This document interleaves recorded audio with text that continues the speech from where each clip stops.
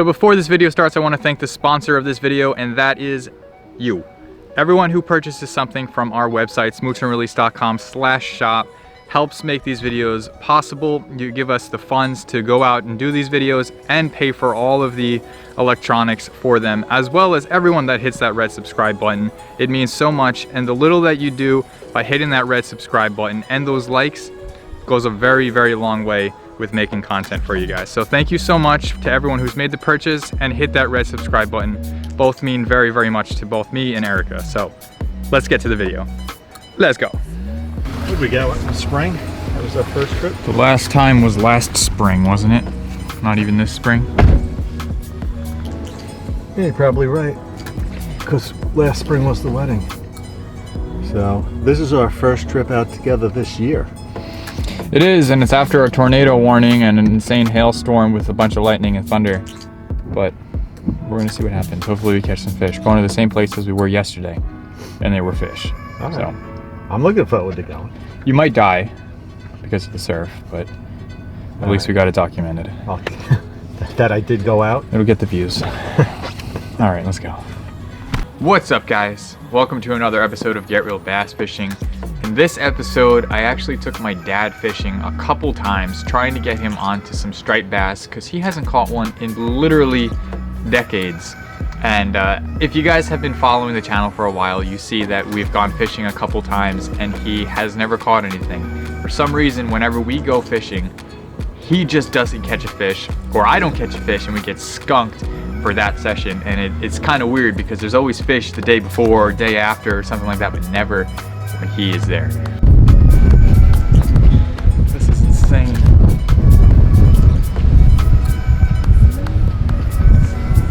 So I took him out fishing this one time.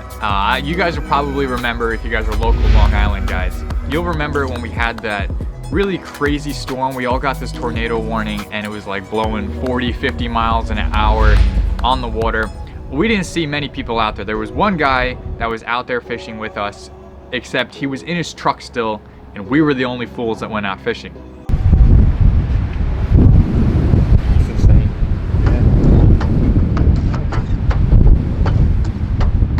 Let's go get some fish. Right. Or another cast to it. You said it.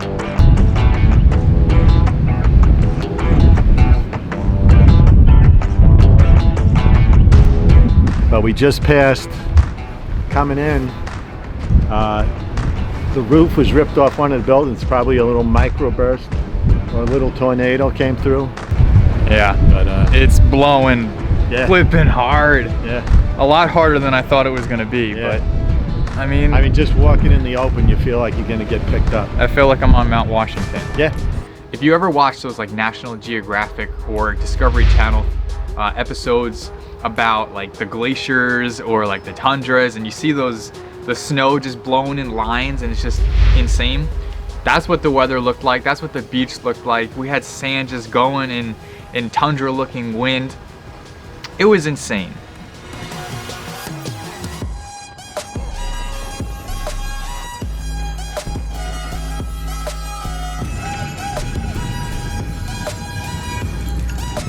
The wind is blowing like we're on Mars. I feel like I'm a Mars rover. We got out of the truck, we loaded up, we were going fishing, got our waders on, started walking, and it was probably the most insane Long Island wind that I've ever fished in. It reminded me of when I was in Alaska and on top of some of these mountains. I'll show you a picture. You could literally go like this and fall forward, and the wind was so strong you just didn't fall. It just kept you up. That's what it was very much like, and it brought me back to when we were in Alaska, and it was really, really cool. It was very, very cold. This has got to be crazy. I didn't expect this. This wind is ripping. My hands are freezing already. It's like snowdrift, but with sand. Yeah. Yeah, you can see it peeling off and blowing. This is crazy. What we do for fish. Yeah. So we spent a little time out there, and actually made some casts. Didn't catch anything, so we went back home. The next day, after that session, my brother surprised my family. I knew about it, and I told my dad, stay home, let's go fishing. But he didn't listen. So we went out fishing late that night. It kind of was like an unplanned thing. I was just like, I'm going fishing, you guys wanna go, let's go. So we jumped in the truck, went out fishing, and again, it was freezing cold. So at this point, we are fishing light tackle. We went into some back bays, calmer water, because 1, it was freezing, 2, it was windy again, and 3, I just wanted to see if there was fish in the back bays still. So we went to a back bay, and we're using light tackle gear and swim baits, small swim baits, and I throw out my 3rd cast, actually my 2nd cast. I drop the swim bait and just let it fall. I give it a twitch, and I got a hit. I didn't connect to the fish, but after that, took my next cast, flipped it in, worked it even slower, and then it was just game over from there. Bob, this might be a 20. On the top left.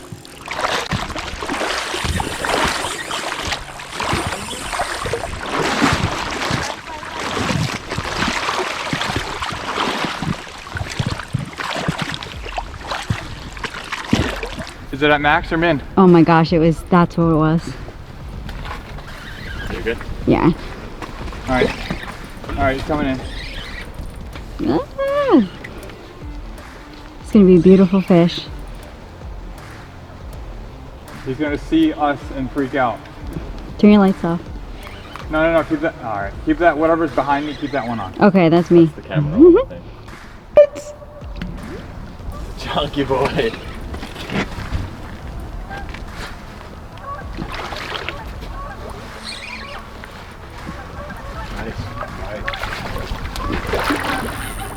Does not want to come in.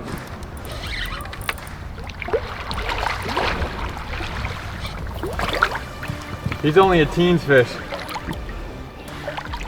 That's what happens when you have a, what is that, a 6-foot ultralight rod? 7 foot.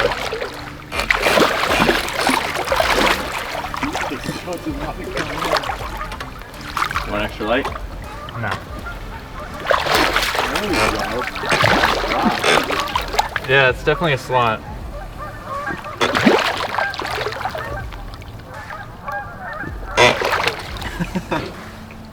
He's like, won't give up. Wow. Nice. Yeah. On a St. Croix BassX rod. That's awesome. Nice fish. Can you see the whole fish? Yes. On a 7-foot medium action St. Croix BassX rod. I think I'm throwing like a 2.5-inch swim bait on like a 3/8 ounce at most. Wow, that's awesome. He's stuck too. And we just got to revive him, because if we let him go inside of this current without being revived, completely exhausted, then it's game over for him, and we don't want that. But he's a beautiful fish. Not even going to be bothered weighing him or measuring him. I don't like weighing fish, heavier fish. I mean, he's no giant like Eric is 50, but he still has a big gut on him, and he's got weight, and I don't want to bug him from the mouth. Here he goes. Oh, there we go. Look how strong that kickoff was. That's why we revive these fish. Now I need to sit out and revive my hands, because I cannot feel them. It is ice cold. Oh man. Oh, that's awesome. Let's go get more. Yeah. Found it, don't leave me hanging. So this is the bait that I just got him on. Literally just fluttering him down, letting him drop, so and bringing tiny. him up. Yeah, he's like the size of a shrimp. Let's go. As you guys can tell, I got my Smooch and Release sweatshirt and my Smooch and Release beanie. You can find these on smoochandrelease.com/shop.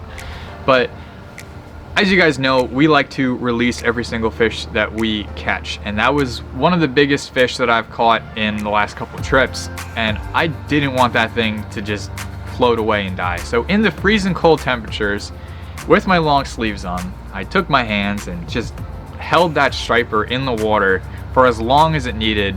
And it took a couple minutes, but I did it, and I was holding him. He was wiggling. I didn't want him to go until I knew he was strong, and finally he kicked off really, really strong and swam away it was a really rewarding moment because 1, I caught a big fish, 2, I released a really nice fish, and it was all on light tackle. I mean, anything on light tackle that's substantial in size is gonna feel like a giant fish, and that fish felt giant and was one of my best bites so far. Oh, he's into a good one. Hang on, Bob.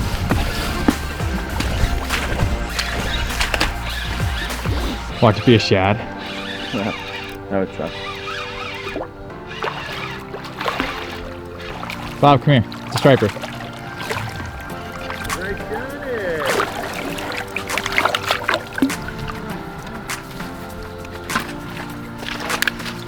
it. He is energetic. Yeah, mine was like that. Look.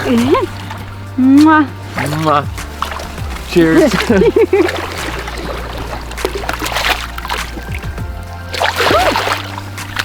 Oh, that was awesome. Nice. Yay. Dad, your turn. Good job, dude. That was awesome. Salty. Good job, Bob. After that fish, some other schoolie stripers came in. Erica caught some really nice bass on light tackle. Johnny caught a really nice bass on light tackle, and my dad thought he had a nice bass, but Little dude.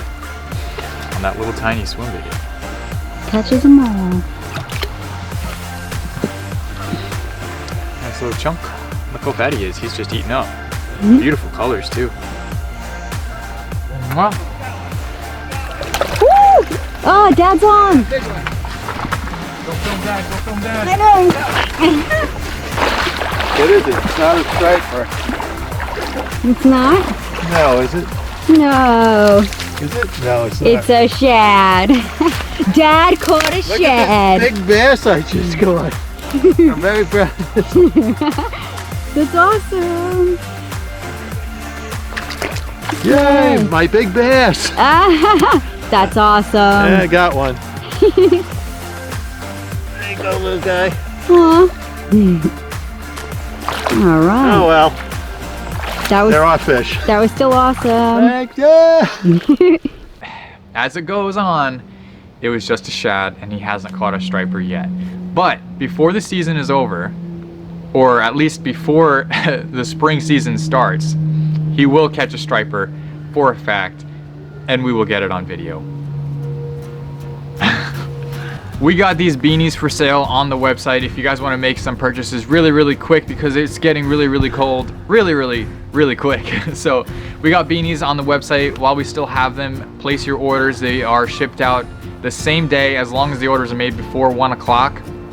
We'll have them shipped out to you on the same day, and you'll get them hopefully before Christmas, and you'll have them for the season while we're going for some freshwater species, some holdovers, some trout, whatever it might be. You'll stay warm with these Smooch and Release beanies. But like I said, they'll probably go quick, so make sure you make your orders as soon as possible and you'll get them as soon as possible. Anyway guys, thank you for watching. Stay real, Smooch and Release, and have some fun on the water. We'll see you next time.